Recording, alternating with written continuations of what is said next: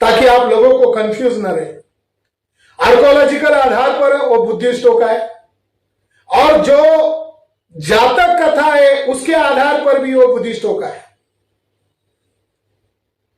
जैसे राम की प्रति आस्था हिंदू के नाम पर बैकवर्ड कास्ट के अंदर जो राम के प्रति जो हमदर्दी है, वो वाल्मीकि राम के प्रति नहीं है, वो बोधिसत्व राम के प्रति है। संत रविदास, संत कबीर, इनके दोहे में जो राम का जिक्र है वो वाल्मीकि का राम नहीं है, वो बोधिसत्व राम है। आपको रामायण की कथा बताओ तो कैसी मिक्स किया, कहानी के पात्र लिए दशरथ कथा से, किन किन जातक कथाओं को मिक्स किया। एक है दशरथ जातक कथा, दूसरी कथा है साम जातक कथा, तीसरी है वेशंतर जातक कथा, चौथी है देवधर्म जातक कथा, पांचवी है महाजनक जातक कथा, छठी है चित्त संबोध जातक कथा, और सातवीं और आठवीं है नकीनेका जातक और इंद्रिय जातक और अम्बुलस जातक। इन जातक कथाओं का, अलग अलग कथाओं का स्टोरी को इकट्ठा करके रामायण का डेवलप किया। रामायण शब्द भी एक अपने आप सबूत है। जैसे बुद्ध धर्म में दो यान है, महायान, हीनयान। महायान का मतलब है बड़ा यान, हीनयान का मतलब है छोटा यान। महायान पर कौन चलेंगे? महायान पर बड़े लोग नहीं, छोटे लोग चलेंगे, गृहस्थी लोग चलेंगे, उपासक लोग चलेंगे। हीनयान पर कौन चलेंगे? हीनयान पर ग्रह त्याग और पूर्ण लाइफ सैक्रिफाइस करने वाले जो लोग हैं, यानी भिक्खु लोग ही चलेंगे। इसलिए हीनयान ये छोटा मार्ग है, क्योंकि छोटे मार्ग पर आम लोग चल नहीं सकते। तो हीनयान महायान ये बुद्ध धर्म का एक शब्द है। इसी शब्द को आधार बनाकर यान यान ये मार्ग, इसी यान को चुराया। राम शब्द पहले था बुद्धिस्ट राम, इस राम के साथ इन्होंने शब्द जोड़ दिया। अब नया शब्द बन गया रामायण या रामायण। रामायण का मतलब बुद्ध का ही मार्ग। दशरथ जातक कथा का मैंने आपको संदर्भ बताया। साम जातक कथा का संदर्भ रामायण में कैसे लिया?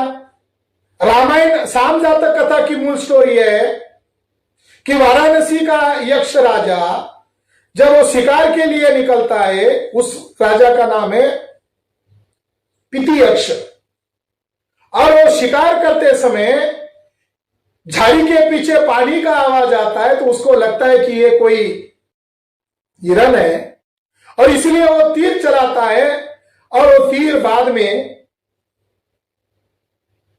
उस बच्चे को लगता है जो अपने मां बाप को लेकर गुजर रहा होता है। उसके मां बाप अंधे होते हैं।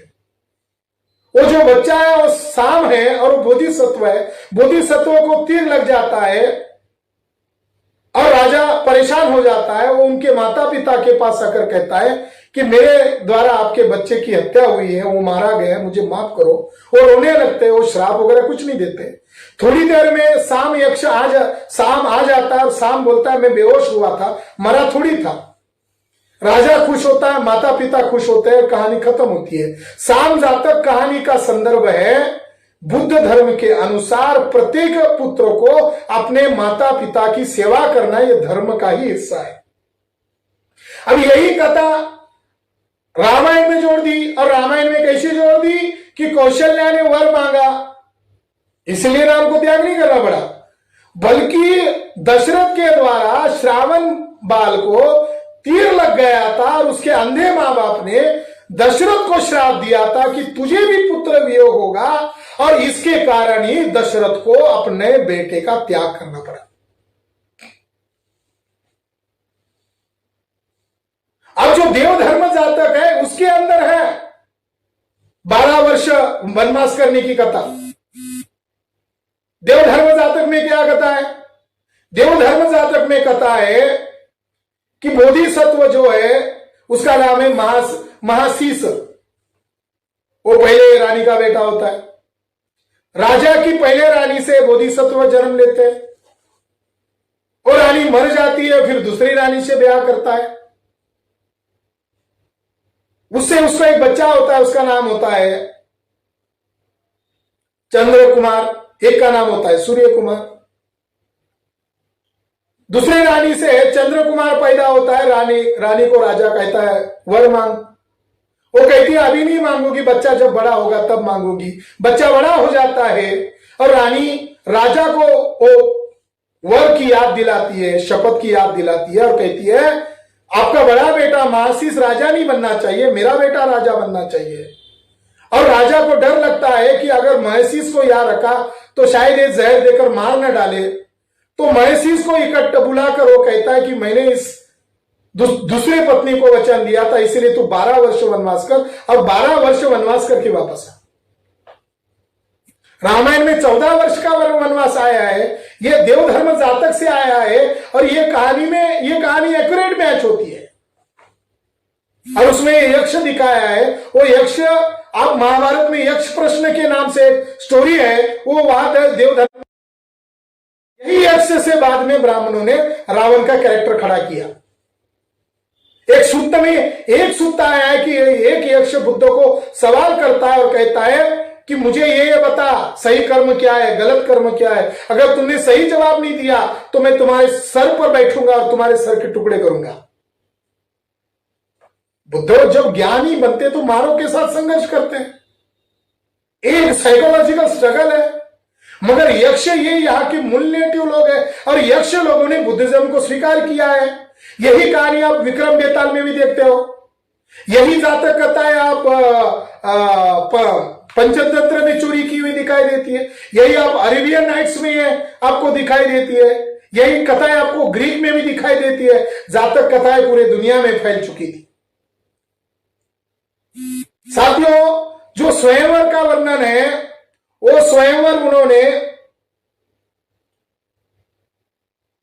वेशंतर महाजनक जातक कथा से लिया है। महाजनक जातक कथा में महाजनक बोधिसत्व है, उसके पिता हार जाते हैं युद्ध से, वो गरीब रहते हैं,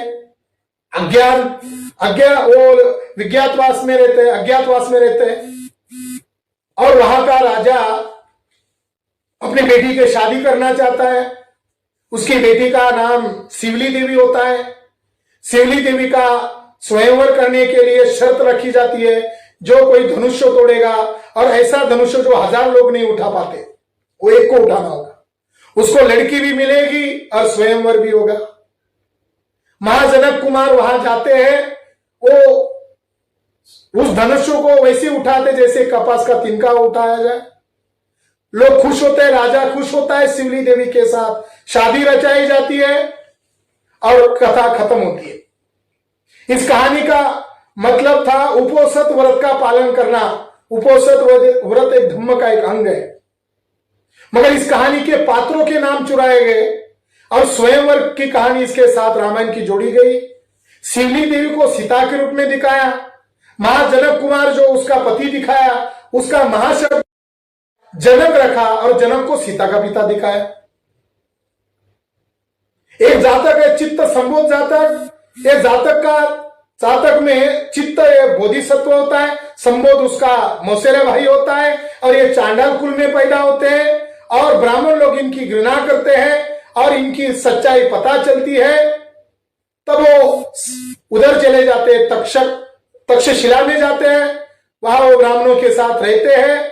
मगर खाने में खीर गरम संबोध के मुंह में लग जाती है, उसका मुंह जलता है, तब अपनी लोकल बोली में, चांडालों की बोली में जब वो बोलता है तब ब्राह्मणों को पता चलता है ये चित्त और संबोध ये मूलतः ब्राह्मण नहीं है, ये चांडाल लोग हैं।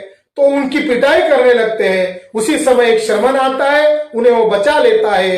ये कहानी चित्त संबोध की है, जिसमें वो उनको बुद्ध धर्म की ओर ले जाता है। और यही कहानी को रामायण में शम्मुख की हत्या करने के साथ जोड़ा गया। तो ये कहानियां यही बताती है कि ब्राह्मणों ने योजना बनाकर बुद्ध धर्म की मूल कहानियों को तोड़ मरोड़ करके अपनी कहानी के रूप में प्रचार किया। और ब्राह्मणों को कोई जवाब नहीं है कि बुद्धिस्ट साहित्य को ही चुराकर रामायण महाभारत और गीता का रचना किया है। रामायण महाभारत गीता मनुस्मृति ये बुद्धोत्तर है, मौर्योत्तर है, और इनका रचना काल 3री और 5वीं शताब्दी के बाद में है। इसलिए हम जो आने वाले समय में साकेत पर जो किताब लिख रहे हैं उसमें हम उनको पूर्ण तौर पर एक्सपोज करने वाले हैं। साथियों, अंतिम बात यह है कि हिंदू राष्ट्र के नाम पर ब्राह्मण क्या साबित करना चाहते हैं। हिंदू नाम का तो शब्द है ही नहीं, हिंदू रामायण में नहीं मिलता, हिंदू महाभारत में नहीं मिलता, हिंदू गीता में नहीं मिलता, हिंदू श्रुति स्मृति में नहीं मिलता, हिंदू शब्द वेद में नहीं मिलता। 1948 में एक पत्रकार ने गोलवलकर को पूछा कि हिंदू शब्द तो गाली है, ऐसा स्वामी दयानंद सरस्वती कह रहे हैं, फिर भी आप हिंदू हिंदू हिंदू राष्ट्र हिंदुत्व की बात क्यों कहते हो। तो गोलवलकर ने जवाब देते हुए कहा था कि मैं तो कोई इतिहास तज्ञ नहीं हूं, मगर उस समय स्वामी दयानंद सरस्वती सही थे, आज मैं सही हूं। ब्राह्मण हमेशा दावपेच में परिवर्तन करते हैं, उद्देश्य में परिवर्तन नहीं करते। ब्राह्मण आज अपने आप को हिंदू क्यों कह रहे हैं? क्योंकि लोकतंत्र होने के कारण ब्राह्मणों को बैकवर्ड कास्ट के अंदर जो राजनीति और सामाजिक चेतना आई है, उसके कारण उन्हें हिंदू शब्द का प्रयोग करना पड़ रहा है। गोलवलकर के समग्र वाङ्मय खंड 4 में उसके एक प्रशिक्षण में, कई प्रशिक्षणों का जिक्र है उसके अंदर, मगर एक प्रशिक्षण में उसने खुद एक सवाल खड़ा किया कि लोग मुझे पूछते हैं हिंदू शब्द रामायण में क्यों नहीं मिलता, महाभारत में क्यों नहीं मिलता, और सबसे प्राचीन ग्रंथ तुम वेद को मानते हो, वेद में क्यों नहीं मिलता। अब सीक्रेट बात है, उसके संघ प्रशिक्षण शिविर में ब्राह्मण प्रचारकों को बता रहा है, तो उसने बताते हुए कहा कि अगर वेद में हिंदू शब्द नहीं मिलता है कोई बात नहीं है, मगर इसका रटकर प्रचार करो, हिंदू है हिंदू है हिंदू है। साथियों, ब्राह्मणों के पास बचने के लिए कोई रास्ता नहीं है, मगर ब्राह्मण लोग चालाकी से हमारे महापुरुष, हमारे नायक, हमारे ग्रंथ, हमारे प्रतीक, इनका ब्राह्मणीकरण करते हैं, और ब्राह्मणीकरण करने के लिए उन्होंने वर्तमान में उसको शब्द प्रयोग किया, हिंदूकरण, असिमिलेशन। इसको स्वीकारो, इसको निगल लो, अपना हिस्सा घोषित करो, जैसे शंकराचार्य ने किया था। आरएसएस कुछ और नहीं है बल्कि शंकराचार्य और कुमारिल भट्ट के द्वारा जो बौद्ध धर्म को निगलने की जो सोच थी, वही सोच है। और आरएसएस पुष्यमित्र शुंग के समर्थक है, और पुष्यमित्र शुंग ने ही सम्राट अशोक का परपोता बृहद्रथ की हत्या किया था, बौद्ध भिक्खु भिक्खुनी की हत्या किया था। वही ब्राह्मण लोग आज बुद्ध गया पर कब्जा कर चुके हैं, वही ब्राह्मण लोग साकेत पर कब्जा कर चुके हैं, और साकेत को मुक्त करना बहुत जरूरी है। ब्राह्मणों की साजिश है सिलेबस में राम को पढ़ाया जाए, साइंस में भी राम को पढ़ाया जाए। ब्राह्मण लोग राम को ऐतिहासिक मानकर हमारी ऐतिहासिक जो पुरुष है सम्राट अशोक और तथागत भगवान गौतम बुद्ध, इनको मिटाने की साजिश के तौर पर काम कर रहे हैं। और बुद्ध धर्म ये नाग लोगों का धर्म है, और उत्तर भारत के कुर्मी, कुशवा, शाक्य, सैनी, ये लोग मुझे कई दिन से ये आग्रह कर रहे हैं कि साकेत मुक्ति आंदोलन आप चलाओ, हम आपको साथ देंगे। हम लोग समझौता करने वाले नहीं है, हम लोग लड़ने वाले लोग हैं। और हमारे पुरखों ने 500 लोगों ने भीमा कोरेगांव में पेशवा ब्राह्मणों को हराया था। मोहन भागवत उन हारे हुए पेशवा ब्राह्मणों की वर्तमान औलाद है। तो हमारा खून जीतने वाला खून है, हमारा खून मौर्यों का खून है, हमारा खून बुद्ध का खून है, हमारा खून उन 500 शूरवीरों का खून है। ये धरती बुद्धों की है, ये धरती शाक्यों की है, ये धरती नागों की है। ब्राह्मणों का यहाँ कुछ भी नहीं है। धर्मशास्त्र के आधार पर ब्राह्मण विदेशी हम सिद्ध कर चुके हैं, ब्राह्मणों की बातों से हम ब्राह्मण विदेशी सिद्ध कर चुके हैं। ब्राह्मण डीएनए के आधार पर विदेशी सिद्ध हो चुके हैं। ब्राह्मणों का देश यूरेशिया है। हाल ही में एक ब्राह्मण ने डिमांड किया कि ब्राह्मणों को अलग सा देश देना चाहिए, मगर वो अगर हमें लिखित प्रस्ताव भेजेंगे तो हम हमारे राष्ट्रीय अध्यक्ष को रिक्वेस्ट करेंगे कि ब्राह्मणों की बात पर विचार किया जाए। मगर राष्ट्रीय अध्यक्ष जी कहते हैं कि ब्राह्मणों को हम भारत से नहीं भागने देंगे, क्योंकि हम हमारे लोगों पर राज कैसे करेंगे। गुलाम प्रजा तो होनी चाहिए, ब्राह्मणों को दुय्यम नागरिक बनाकर रखा जा सकता है। ये भी कुछ लोगों का प्रस्ताव है। साथियों, इस मौके पर यही कहना चाहता हूं, हिंदू राष्ट्र कुछ नहीं है, ये एक जाल है, भ्रम है। साकेत मुक्ति आंदोलन से मूल निवासी राष्ट्र का उदय होगा, बुद्ध गया मुक्ति आंदोलन से मूल निवासी राष्ट्र का उदय होगा। ये हमारी मूल निवासी नाग लोगों की विरासत है, इसको बचाना होगा और हर एक को इसके अंदर हिस्सा बनना होगा। हम जल्द ही सुप्रीम कोर्ट के खिलाफ केस दायर कर रहे हैं, सुप्रीम कोर्ट में केस दायर कर रहे हैं कि जो राम मंदिर ट्रस्ट बनाया है इसको खारिज कर दिया जाए और 2.77 एकड़ जगह ही नहीं बल्कि पूरी 70 एकड़ जगह के अंदर बुद्धिस्ट मॉन्यूमेंट्स है, वो बुद्धिस्ट लोगों का स्थान है और इसके लिए बौद्ध राष्ट्र को और बौद्ध राष्ट्र के एम्बेसडर लोगों को भी इसके लिए हम अपील करेंगे। ये केवल राष्ट्रीय धरोहर नहीं है, अंतर्राष्ट्रीय धरोहर है और इस आंदोलन में सभी बहुजन समाज के लोगों को सहभागी होना है। आपने मेरी बात ध्यान से सुनी, इसके लिए मैं आपका आभार व्यक्त करता हूं। नमो बुद्धाय, जय भीम, जय मूल निवासी।